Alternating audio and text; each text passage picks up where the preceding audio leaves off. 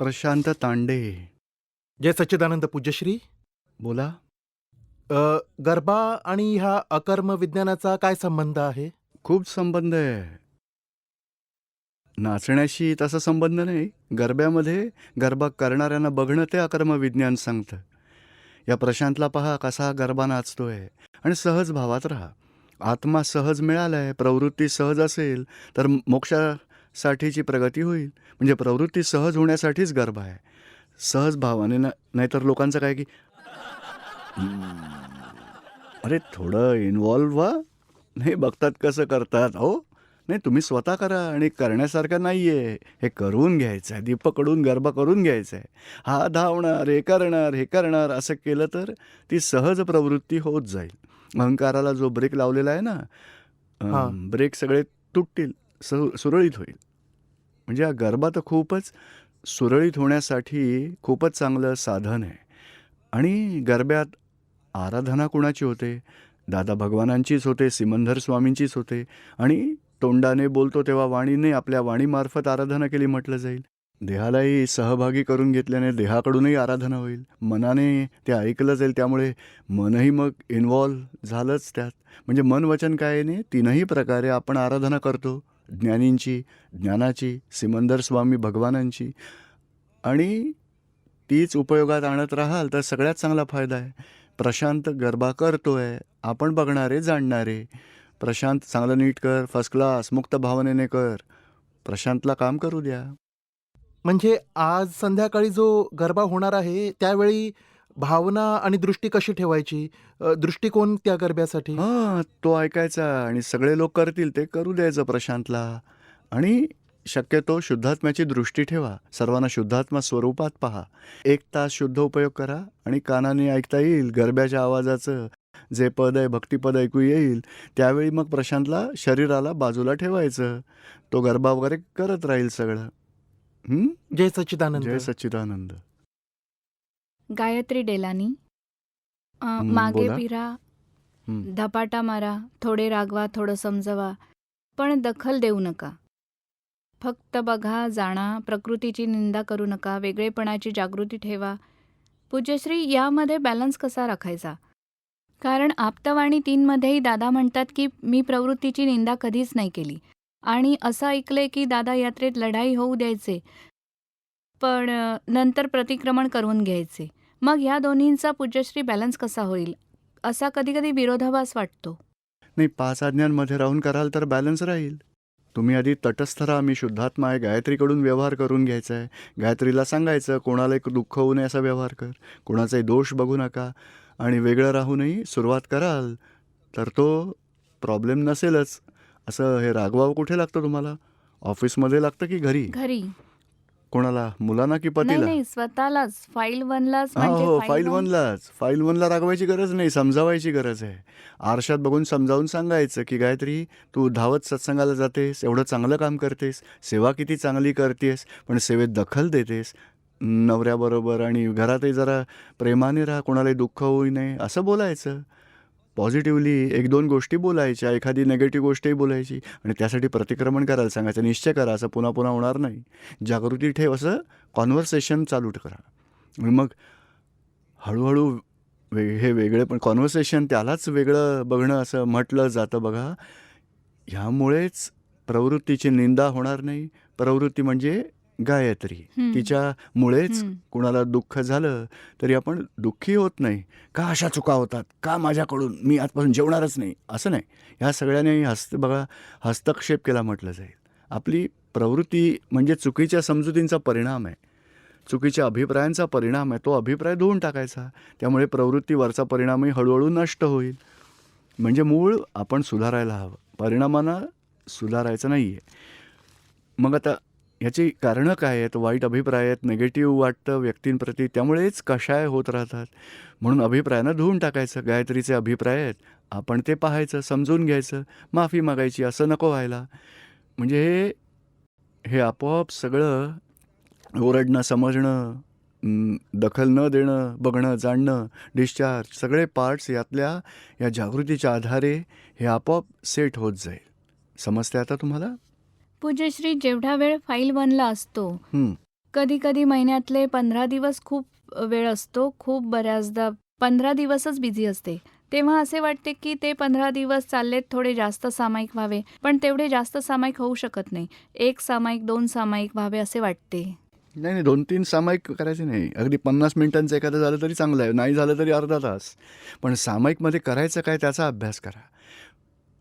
म्हणजे कोणाप्रती दोष झाले, क्रोध झाला, मनमानी झाली, कोणाप्रती निगेटिव्ह अभिप्राय दिला गेला, असे निगेटिव्ह भाव होतात, ते सुद्धा कशामुळे होतात?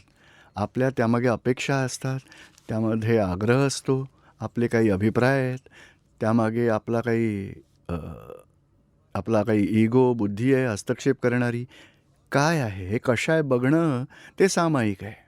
पूज्यश्री चालता फिरता सुद्धा दिसतात कशा आहे. हां, काय बसून सामायिक सुद्धा होते, पण अशी भावना आहे की जेव्हा वेळ जास्त असतो तेव्हा थोडे जास्त निर्ग्रंथ होण्याचा पुरुषार्थ घडावा, तर तो नाही होत. किंवा हो. जेवढे दोष दिसतात त्याचे फक्त प्रतिक्रमण, जर समजा 100 दोष दिसले तर 50 दोषांचे होते. 50 दोषांचे रीतसर प्रतिक्रमण नाही काही होत. हरकत नाही. खेद वाटतो, पण खूप झालं. चालेल की त्यामुळे आवरण येणं कमी होईल. आता आपलं काय की आग्रह ठेवायचा नाही, सत्संगाचा पुरुषार्थाचा आग्रह नाही, समज वाढवायची, जागृती ठेवायची. संयोग जुळले तर आपला पुरुषार्थ चालू आहे, संयोग नाही जुळले दुःखी व्हायचं नाही, डिस्टर्ब नाही व्हायचं. कारण आपण जेवढा आग्रह करत जाऊ 25 दिवस चांगलं होईल, नंतर 2 महिने बंद होईल. आता थकलोय, कंटाळा आला. कारण हे करणारा अहंकार तो जोरात करेल आणि हे नक्की तोच अहंकार हे कधीही सोडून देईल. देईल. आपण समजावून करायचं, म्हणजे समजून घेतलं की पॉझिटिव्ह निगेटिव्ह येत राहतील किंवा कर्मांचा ट्रॅफिक येईल, आपण हळूहळू कमी करायचं. ट्रॅफिक नसेल तर जोर मारायचा, पण समज असलेल्या सहज पुरुषार्थात कंटिन्युअसली राहू शकू आपण. बरं. रिॲक्शन नाही येणार अहंकार प्रवृत्तीची. पूज्यश्री 10व्या, 11व्या, 12व्या आप्तवाणीत आणि प्रतिक्रमण ग्रंथात याचा हिंदीमध्ये अनुवाद नाही आहे. हो, ते काम चालू आहे सगळं. जेवढे आता त्या लोकांना प्रायोरिटी येते तेवढं ते मग करून देतात. ओके, मराठीमधला चालू करा आता. ठीक आहे. बघा थोडं अवघड जाईल हिंदीमध्ये, हां. गुजरातीत सरळ असतं. मराठीतही समजून असतं. चापटी मारा, थोडं रागवा, ओरडा, जर काही वेगळे शब्द आले तर थोडं समजून घ्या. सगळं अर्ध अधिक तर मराठीत हे शब्द आहेत त्यात. निरुमांचा प्रोग्राम टी व्हीवर बघत राहायचा, हां, दादाजींची पुस्तकं वाचत राहायची. हां. टक्कर टाळा तेही पहा, आडमुठेपणा टाळतोही दोन्ही बरोबर समोर ठेवायचं. थोड्या दिवसात मराठी यायला होय लागेल. सर. जय सच्चिदानंद पूज्यश्री. संभाजी पठाडे. मी 2 प्रश्न विचारले आहेत की एखादा जीवात्मा जेव्हा डिप्रेशन येतं तेव्हा मेल असो किंवा फिमेल, तेव्हा आपण कायम वाचतो किंवा मीडियामध्ये ऐकतो सुसाईड करतात. एक प्रश्न विचारलाय, असं का होतं? आणि पापाची शक्ती जास्त असते का पुण्याची शक्ती जास्त असते? ॲक्च्युली हे काय की सुसाईड करतात तेव्हा अहंकार भग्न पावतो. माझं कोणीच नाही, आता मला आयुष्यात कोणाचीही मदत नाही, माझं कोणी नाही, आता माझं हे असं, मी मरून गेलो तर मला शांती. एक प्रकारचा अहंकारच आहे. तो तुटल्यावर मग आत्महत्येचे विचार त्याच्या मनात येतात. आणि सुसाईडच्या विचारांनी कित्येक अवतार बिघडू शकतात, 7-7 अवतार बिघडतात त्याचे. आपण त्या रस्त्यावर जायचं नाही. कोणतंही दुःख कितीही झालं, संकटं आली तरी आता तर आपल्याला धर्माचं ज्ञान मिळालं आहे, दादा भगवानांचं ज्ञान आहे, तोच मार्ग चालायचा. हे दादा भगवान संकट आलं आहे, त्रास होतो आहे, समता भावनेने मी पूर्ण करावं अशी शक्ती द्यावी. 1-1 तास म्हणा असे जय जयकार, म्हणजे संकटात समता भावात राहील, संकट काळही निघून जाईल, चांगला मग काळसुद्धा येईल. हे दुःखी म्हणजे बघा, दुःखामुळे चुकीच्या मार्गावर चालतात, ते नाही बरोबर. कधीही चुकीच्या मार्गावरून चालू नका. आपण गोष्टी केल्या, आपल्या मनाने केल्या आहेत त्या पूर्ण पार पाडायला शक्ती आहे आपल्याजवळ. डिस्टर्ब नाही व्हायचं. चुकीचं घडत असेल तर आपण निस्तरवू, शिक्षा भोगू. दुसऱ्यावेळी तसं नाही करायचं कर्म, असा ठाम निश्चय करा, हे पूर्ण होईल. म्हणजे हा मार्ग चालायचा, दुःखी व्हायचं नाही आणि वाईट चुकीच्या मार्गावर विचारही करायचा नाही. आणि विचार जर आलाच आत्महत्येचा तर शक्यतो त्यावेळी एखाद्या सत्संगात जा आणि हे समजून घ्या की मला असं का होत आहे, किंवा एखाद्या डॉक्टरकडे औषधोपचार घ्या. डिप्रेशन असेल, काही असेल, तेव्हा चांगल्या प्रकारे औषधं घ्या, किंवा मग सत्संगात ज्ञानाची समज घेऊन कणखर बना. म्हणजे वाईट विचारांमध्ये, डिप्रेशनमध्ये सुसाईडचा विचार करणं योग्य नाही आहे. उलट शक्ती मागून संकटावर मात करून बाहेर पडा. आणि पापात जास्त शक्ती असते का पुण्यात? हां, पुण्याची जास्त पावर असते का पापाची, असं विचारतो मी. तशी पॉवर, या पॉवरचं हे कसं आहे की खरी समज असेल त्याची पॉवर खूप जास्त आहे. पुण्य काळात आपल्या इच्छेनुसार संयोग जुळतात, पाप काळात इच्छेविरुद्ध संयोग जुळतात. इच्छेप्रमाणेच काही घडू शकत नाही. आता अहंकाराचं काय आहे की इच्छेनुसार नाही घडलं तर मग दुःखी होतो आपण. पण जेव्हा पुण्याचा उदय इच्छेनुसार व्हायला लागलं की तो नॉर्मल मस्तीमध्ये यायला लागतो. दोन्ही चुकीचं आहे. समतेत राहा. वाईट असेल तरी समभावाने निकाल करा, चांगलं आहे तरी समभावाने करा. म्हणजे ज्ञान घेतलेल्यांनी चांगले आणि वाईट, पुण्य आणि पापात, सुख आणि दुःखात समभावात राहायचं आहे. तोच सच्चा मार्ग आहे. बाकी चांगलं वाईट, पुण्य पापाचा हिशोब असेल तर त्यावेळी त्यामध्ये लोक तर अपसेट होतातच. वाईट काळातही दुःखी होतात, चांगलं असताना मस्तीत येतात. हे दोन्ही चुकीचे मार्ग आहेत. दोन्ही वेळा वाईट कर्म बांधली जातील. जय सच्चिदानंद. जय सच्चिदानंद. माझं नाव राजगुप्ता आहे. माझा प्रश्न होता की सांसारिक गोष्टींमध्ये सुख आहे या अभिप्रायाची सुरुवात कुठून होते? अशी बीजं का पेरली जातात की ज्यामुळे कोणत्याही गोष्टीत, विनाशी गोष्टींमध्ये आपल्याला सुख दिसायला त्याचं लागतं? रहस्य हेच आहे की नाही का, आपण बसलेले आहात, 3 ऐवजी 5 तास बसवलं तर तुम्हाला काय वाटेल? थोडं चालायला हवं, थकलो मी, बसून बसून कंटाळलो. म्हणजे हे दुःख वाट आहे, म्हणून ते दुसरं सुख वाटतंय. पण म्हणजे त्यात सुख तेव्हाच असतं त्यात जेव्हा नाहीच मला ते आहे, कळतं. नाहीये त्यात.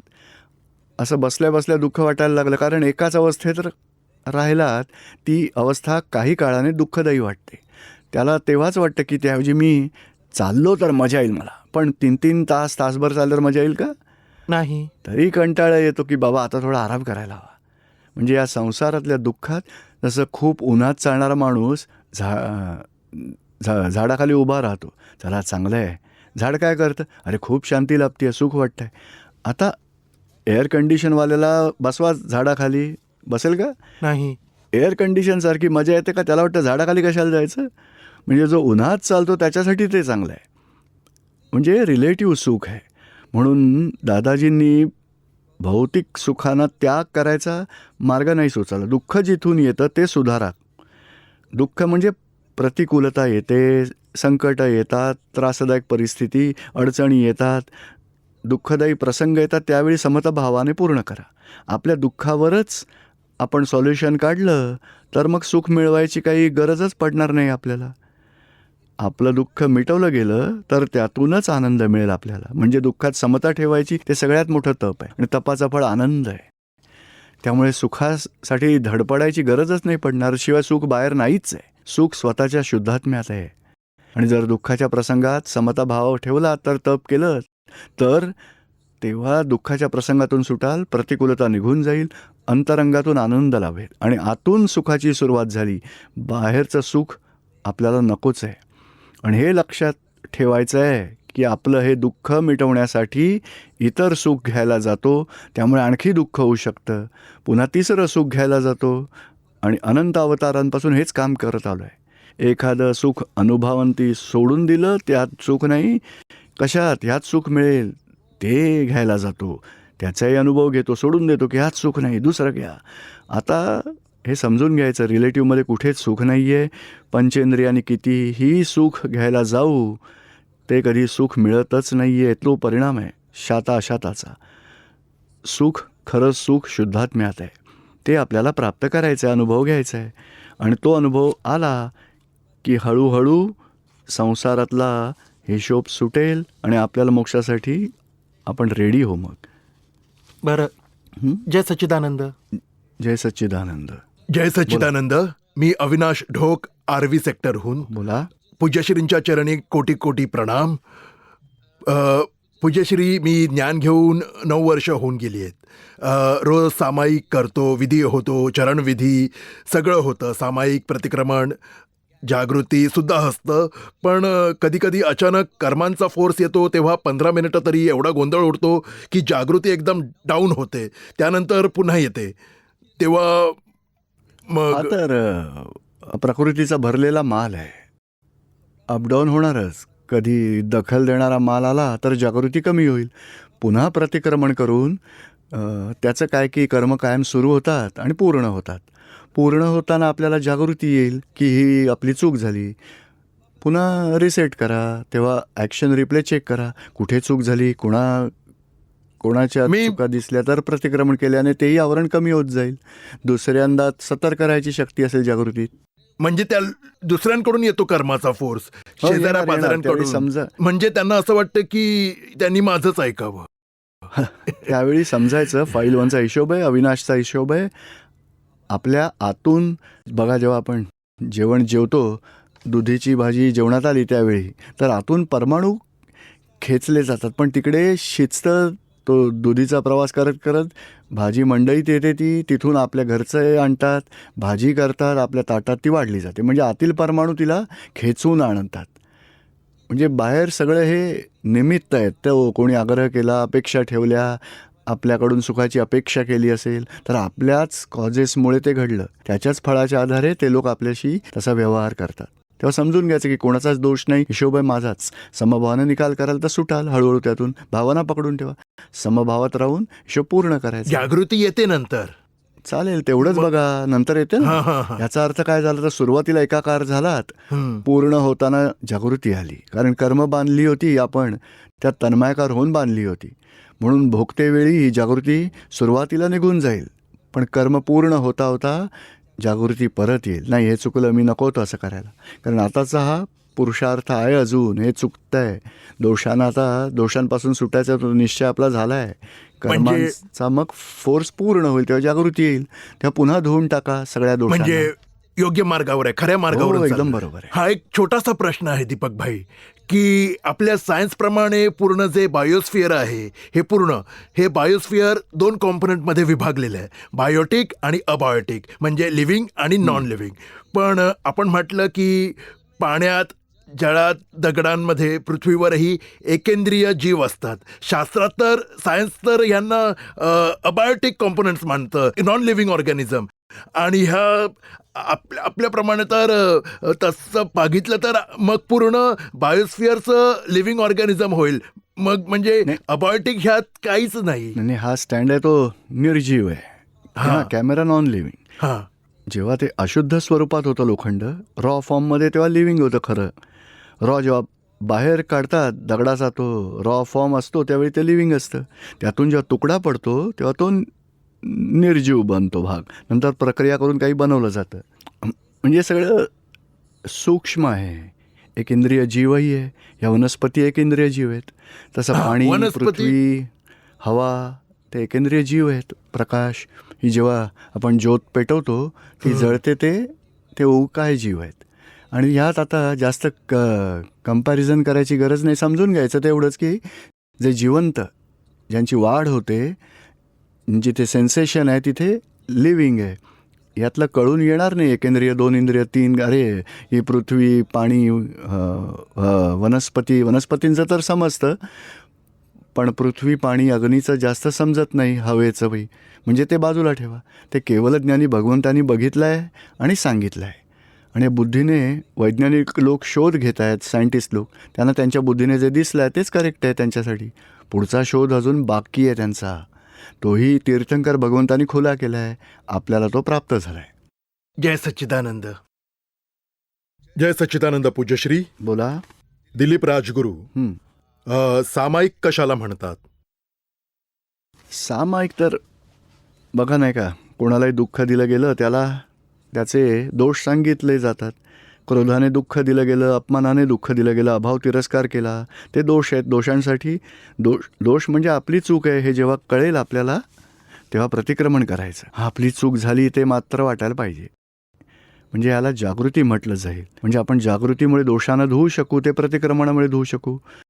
आता प्रतिक्रमण करून क्रोध केला आपण त्यांच्यावर, त्यांना दुःख दिलं, माफी मागतो, म्हणजे प्रतिक्रमण झालं. आता क्रोध का झाला ते आपण चेक करायचं. तेव्हा आपण सामायिकमधून डीपमध्ये जायचं की माझा आग्रह होता, माझी अपेक्षा होती, माझ्या मनासारखं झालं नाही, त्यामुळे माझा अपमान झाला, म्हणून मला क्रोध आला, त्यामुळे हा कशामुळे झाला हे सगळं, कोणते रूट कॉजेस होती. स्थूल दिसत आहेत, भाऊ आग्रह झाला किंवा भांडण झालं, त्याला दुःख दिलं गेलं, पण भांडण का झालं, तर मला पैसे देत नव्हता, माझी लोभाची ग्रंथी, माझी ममता, मोह, कशामुळे हे सगळं झालं. म्हणजे सामायिकमध्ये ते रूट रूट कॉज आपण सूक्ष्मात पाहायचा. या क्रोध, मान, माया, लोभाचे पण त्याचेही प्रकार आहेत. मी कोणीतरी आहे, मी जाणकार आहे, मी करू शकतो, मी विशेष कोणी आहे, असे सूक्ष्मातल्या या अहंकारामुळे लोकांसोबत अपमानाने भरलेला व्यवहार करतात, हाडतूड करतात, तिरस्कार करतात. म्हणजे तिरस्कारयुक्त व्यवहार म्हणजे आपल्याला चुकीचा वाटतो, ही चूक झालीच का, ते सामायिकमध्ये पाहायचं आहे.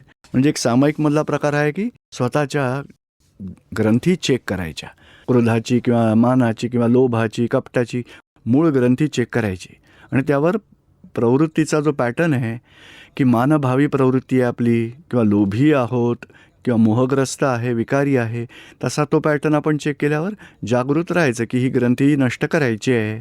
त्याला सामायिक म्हटलं जाईल. दुसरा सामायिकचा प्रकार आहे ज्ञाताद्रष्टा राहा. जेव्हा ग्रंथी खूप सगळ्या प्रमाणात डिझॉल्व्ह होतील तेव्हा प्रवृत्ती काय करते ते पाहायचं, जाणायचं. तोही उच्च प्रकार आहे. शेवटी तो सामायिकमध्ये असायला हवा. पण आता तरी आपल्यात ग्रंथीमधले दोष आहेत, मोठमोठे ग्रंथीतले दोष आहेत. त्यामुळे आम्ही ज्ञाताद्रष्टा सामायिकमध्ये कमी वेळा करतो, पण हे मात्र करतो. ते डिटेलमध्ये येत नाही सामायिकमध्ये काही असं. हरकत नाही, प्रतिक्रमण वाढवा. बरं. पूज्यश्री, संतांना जी अपेक्षित समता आहे ती समाज का एक्सेप्ट करत नाही, एक्सेप्ट ती नाही करत? आपल्या समाजात बघा 2 प्रकारचे लोक असतात. एक फॉलो करणारे, दुसरे चुका काढणारे. हे बघा कॉम्बिनेशन सतत चालूच राहील. कारण ते आपापल्या डेव्हलपमेंटच्या हिशोबाने असतं, आपापल्या बुद्धीच्या आधारे. आपण आपल्याला काय करायचं आहे त्याचा विचार करा. एक गोष्ट नक्की समजून घ्या की ह्या संसारात 5 माणसांना ज्यांना वाईट मानतात त्यांच्याबद्दल निगेटिव्ह बोलू नका आणि निगेटिव्ह बोलणाऱ्यांशी तुम्ही सहमत होऊ नका. बघा किती वाईट करतोय, चुकीचं वागतोय, आपल्याला त्यात नाही पडायचं. कारण जो तो आपल्या प्रवृत्तीनुसार वागतोय. कोणालाही शांती लाभली तरी चांगलं आहे. आपल्याला कुठे जायचं आहे, आपल्याला कुणाची आराधना करायची, आपल्या जीवनाचं लक्ष काय आहे त्याबाबत आपण जागृत राहायचं आहे. इतरांच्या व्यवहारात पडायचंच नाही आहे, नाहीतर फार रागद्वेष होतील आणि संसारात ह्याच विराधनेमुळे अनंत अवतारातून भटकत आलो आहे. एकाची आराधना केली, दुसऱ्याची विराधना केली तर संसारात भटकतच राहाल आणि स्वतः प्रत्यक्षात भगवान जरी आले तरी आधीच्या मागच्या भगवानांचं स्मरण करणार आणि प्रत्यक्ष भगवानांची विराधना करणार. ते निघून जातील, ते जेव्हा परोक्ष होतील तेव्हा त्यांची आराधना करतील. नवीन प्रत्यक्ष असलेल्यांची विराधना. या संसारात अनंत अवतारातून हेच काम केलं आहे. आणि आपली बुद्धी, तुम्ही जजमेंट देण्याची शक्ती काही आहे तुमच्याकडे? हे चांगलं आहे, वाईट आहे, तुम्ही कोणत्या आधारे म्हणू शकता? आपली बुद्धीच तर आहे.